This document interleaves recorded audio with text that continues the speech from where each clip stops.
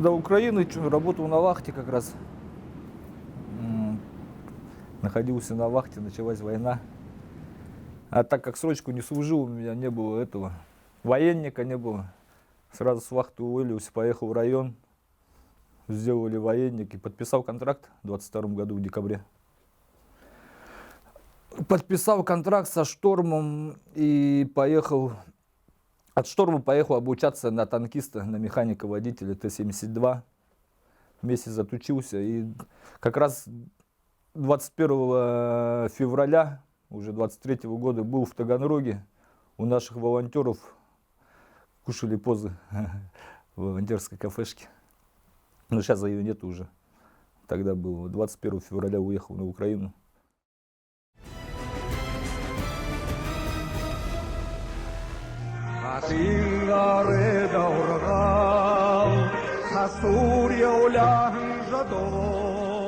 Курумканский район расположен на севере Республики Бурятия, в самом сердце сибирской тайги.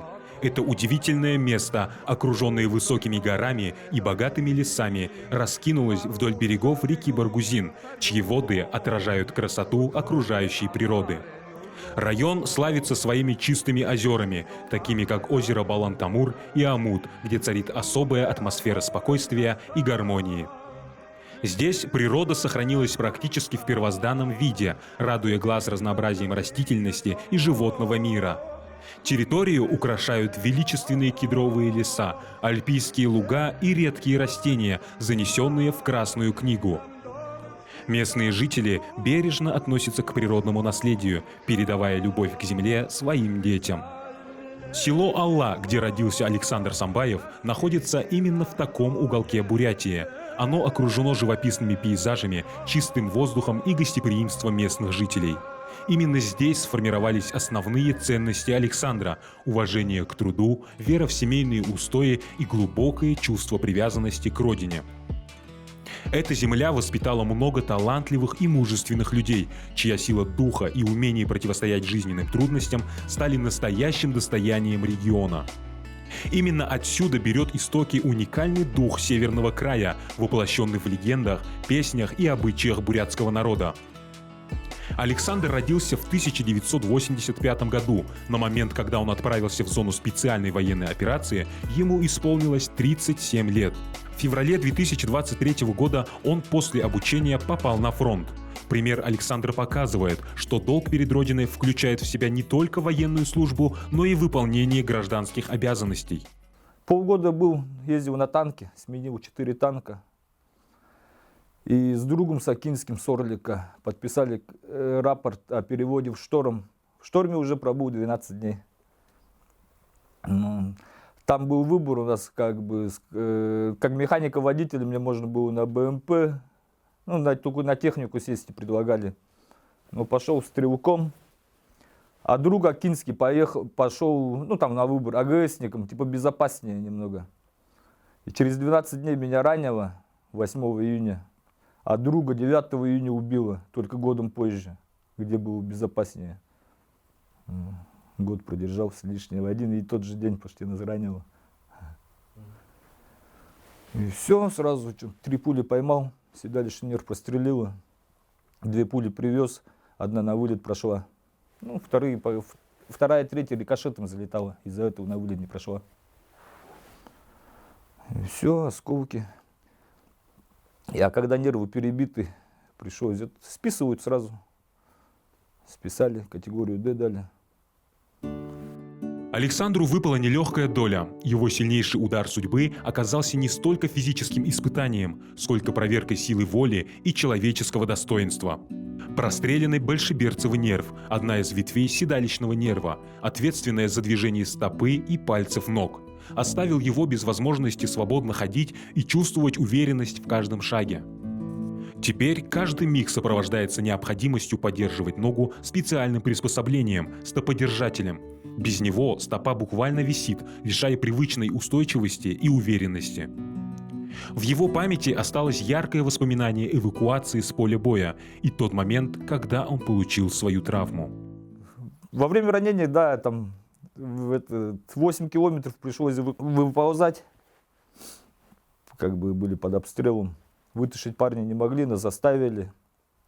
Нас с одним, со шторма Z, с парнем. Вдвоем лежали до вечера. Вечером за ним пришел друг с военной части, в которой они познакомились. Местные в Бурятии называют ее «девиска». Вместе с другими бойцами только поздней ночью они смогли эвакуировать ребят. Эвакуация была под обстрелом и бомбежками. Ребят не могли вытащить с поля боя несколько часов. Но 8-9 до Мариуполя довезли. Первый мой госпиталь 9 до Мариуполя. Оттуда пару дней там, оперировали, одну пулю даже не нашли, одну вытащили, с левой ноги вытащили. А вот справа я не знал, что там, я думал осколком, я не знал, что там пуля сидит. Думали, так зацеплено, потому что верхние ранения были, я думаю, от этого болит. И все, потом с Мариуполя в Ростов на вертолете повезли, как тяжело раненых, на вертолете. Там где-то неделю пролежали в Ростове, оттуда уже военным бортом лежачих нас на самолете в Москву, в Бурденко. Там уже долго я лежал, Бурденко, потом госпиталь ветеранов, потом в санаторий увозили в Солнечногорске, потом опять на ВВК. Через полгода почти сюда только вернулся. В первое время Александр остался без документов и связи, но несмотря на это, он с теплотой вспоминает, как получил свой первый телефон и как радовался ему, словно ребенок. В первый день вообще в Ростове уехал без телефона, без документов в госпитале, лежу, и телефон попросил позвонить, взял телефон, а номера не помню, чей же. У меня у родственников, у дядьки легкий номер был, его вспомнил, отзвонился, они как раз в Питере были. И тут же вечером смотрю, какой-то мужик солидный, а мы в палатах с мест не было. Мы в коридоре 2 ряда, вот так раненые все лежим, вот так. И узкий проход для людей, чтобы проходили, так в коридорах все лежали мы. Смотрю, мужик такой солидный проходит мимо. Упаковка, телефон у него здесь. Вряд ли кто мне-то привезет. Я сам не знаю, где нахожусь, знаю, что Ростов, и все, боже, и не более. Смотрю, к сестринской подходит, и мою фамилию как-то коверкает немного, не так ищет меня. Я хотел крикнуть, вряд ли, думаю, может, другие есть. Потом медсестра, может, Самбаев, да, Самбаев. Я говорю, вот я лежу. Бушлатом укрытый, ничего, все разрезано. И тот дядька, которому я звонил, он телефон, знакомый у него, друг там жил в Ростове, как раз он меня нашел и телефон передал. И начал я оттуда отзваниваться. Радость была телефону. После того, как вернулся в родную Бурятию, Александр сразу получил 5-ю категорию годности к военной службе. Категория D – негоден к военной службе, означает, что человек полностью освобождается от службы и от воинской обязанности. Его снимают с воинского учета и не призывают ни в мирное, ни в военное время. Да, мне категорию D еще в Бурденко написали, но здесь опять по новой ВВК проходил, на боевой лежал, в 2 отделениях. Там, самое главное, зависит, категорию D здесь подписывают и на утверждение в Читу. Самое главное, чтобы с Читы утверждение пришло с красной печатью. Вот оно у меня... Люди месяцами ждали. Со мной парень в госпитале лежал, он говорит, вообще я сам ездил в эту Читу, там перебирал бумажки, утверждение сам нашел через несколько месяцев. Пришлось самому ехать. А у меня почему-то вообще... Неделя не прошло, мне сама невролог звонит с боевой, говорит, у тебя уже утверждение пришло, мне как-то быстро за неделю пришло сразу. Потому, может, по результатам, если они сомневаются, могут в Читу вызвать, если в ДЭшке сомневаются. А они во мне не засомневались, просто что-то как-то быстро у них получилось. Вернувшись домой после тяжелых испытаний, Александр столкнулся с новыми вызовами, связанными с полученной инвалидностью. Но государственная поддержка и социальные программы помогли ему обрести уверенность и надежду на светлое будущее. Благодаря помощи Фонда защитников Отечества, правительству Республики Бурятия и федеральным программам Александр смог воспользоваться множеством преимуществ и возможностей. Я взял данные, сюда приехал, и координатора выбрал сразу Бальжуму, Батманкуевну Аюрову. И сразу через нее все, умный дом, все выплаты, курировали меня через Фонд защитников Отечества. Куратор координирует, направляет куда надо. Подробнее о работе Фонда защитников Отечества рассказала социальный координатор Александра по работе с инвалидами. Меня зовут Даюрова Большима Батмункуевна. Я работаю в филиале Фонда защитники Отечества по Республике Бурятия со дня открытия, с 1 июня 2023 года. В апреле 2024 года в Фонде защитники Отечества по приказу Анны Евгении Тевелевой был создан сектор по работе с инвалидами. С того момента я веду этот сектор по работе с инвалидами. Это ребята, которые демобилизовались и у которых установлены инвалидности. В данном секторе работает 2 координатора по республике. Наша задача работать вплотную с нашими ветеранами с инвалидностью. Это в первую очередь адаптация их жилья и обеспечение техническими средствами реабилитации. На 1 января 2026 года в целом по республике нами было адаптировано 109 ветеранов, их жилье под их нужды. В эту программу также вошел один из наших ветеранов, это Самбаев Александр Сергеевич. Он находится у меня в сопровождении с июня 2024 года. Так, сама программа адаптации жилья – это адаптируем ветеранов с инвалидностью по их нозологии. Это в первую очередь паллиативных, колясочников, у кого ампутации верхней и нижней конечности, нарушение функции опорно-двигательной аппарата по зрению и по слуху. Вот у Александра у него нарушение функции опорно-двигательного аппарата. Адаптировали его жилье, это на тот момент, когда адаптировали, можно было устанавливать ему кухню, межкомнатную дверь, сама система умного дома, специализированное рабочее место, это компьютер, моноблок со столом, чтобы он у нас, Александр, мог дистанционно пройти курсы, в дальнейшем на удаленке можно трудоустроиться. Также Александр одним из первых получил от нашего фонда тренажер, чтобы развивать руки-ноги. У него было ранение в ногу, это велотренажер. Александр получил необходимые компенсации и пособия, медицинское обслуживание, позволяющее восстановить утраченные функции организма. Важнейшую роль сыграло внимание и забота со стороны властей, обеспечившей всестороннюю поддержку восстановления и адаптации к новым условиям жизни. Наша задача всех ветеранов социализировать и решать их юридические вопросы. Некоторые возвращаются, многое не знают. Мы в этом и помогаем. По выплатам, например, где-то, может, каких-то документов не хватает. Вот эти мы запрашиваем и решаем их проблемы. Государство оказывает эффективную помощь ветеранам, помогая им интегрироваться обратно в общество и реализовать свои амбиции. Пример Александра наглядно показывает, насколько важна такая поддержка для восстановления физических и эмоциональных ресурсов человека, перенесшего тяжелые последствия боевых действий. Также мы своих ветеранов привлекаем к адаптивным видам спорта. Вплотную мы работаем с республиканским спортивно-адаптивной школой.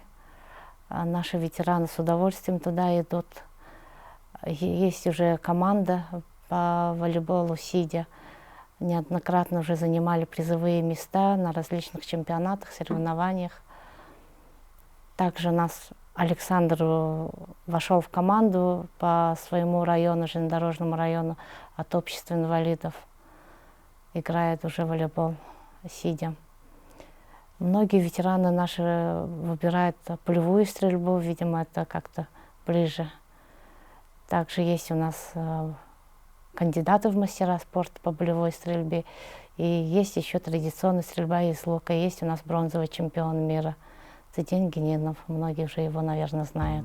Сейчас Александр продолжает развиваться и реализовывать свои мечты. Благодаря государственным мерам поддержки он получил образование, освоил новую профессию и готовится к созданию собственного бизнеса. Ветеранов также обеспечивают техническими средствами реабилитации, автомобилями с ручным управлением. Не всех ветеранов, а те, которые получили ампутации, парные ампутации – это спинальники. На сегодняшний день в Республике Бурятия обеспечили 5 наших ветеранов автомобилями с ручным управлением. Александр отмечает, что каждый ветеран СВО может получить огромные льготы от государства, но для этого надо встать на учет в Фонд защитников Отечества и написать множество рапортов. Ну, надо, это как его, ходить надо, обращаться везде. Фонд защитников, встать на учет.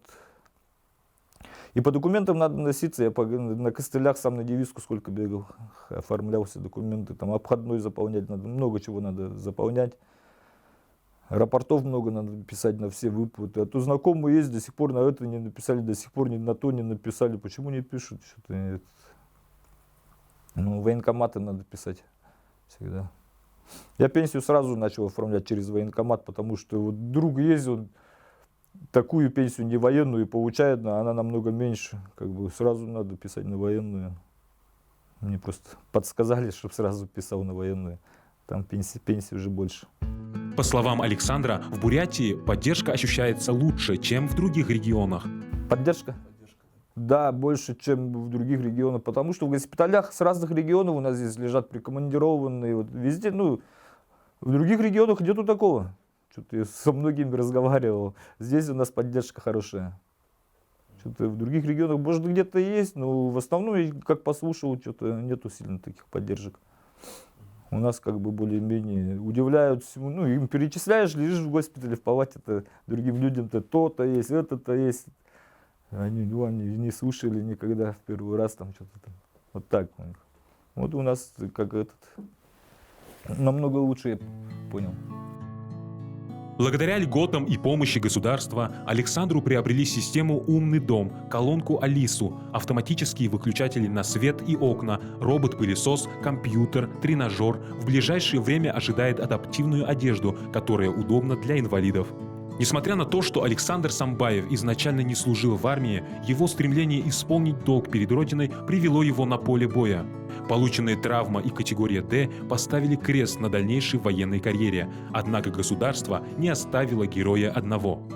В армии не служил, но все равно мечтал с автоматом побегать, пострелять. Механиком, водителем попробовал, что-то не то, полгода проездил на танке, что-то. Может, стрелком пошел. Пострелять с автоматом, побегать. Поддержка ветеранов СВО различными программами и выплатами демонстрирует готовность заботиться о тех, кто рискнул жизнью ради безопасности страны. Жизнь Александра стала примером того, как человеческая воля способна преодолеть любые трудности. Несмотря на физическую ограниченность, он продолжает активную социальную жизнь, принимает участие в спортивных мероприятиях и ведет предпринимательскую деятельность благодаря государственной поддержке. Этот путь показывает, что ответственность каждого гражданина перед страной простирается далеко за пределы воинской повинности, включая глубокую вовлеченность в общественную жизнь и активное использование предоставляемых государством социальных гарантий. Пусть и не служивший ранее, он исполнил свой долг перед Отечеством и заслуженно пользуется поддержкой государства и общества. Сразу из 6 человек 2 погибли, 3 получили ранения. Фактически воевал только командир подразделения. Он стрелял, он бросал гранаты, а раненые товарищи ему заряжали на магазины и давали гранаты. Все они выходцы из Бурятии. У нас нет слова назад, мы знаем только вперед. Мы не боимся врагов, так завещал мой род. Мантра в защиту ищет мой тенгери, ведь мы буряты, бороться в крови. Буряты войны, буряты не бегут без слов и страха. Вперед идут. Буряты не бегут.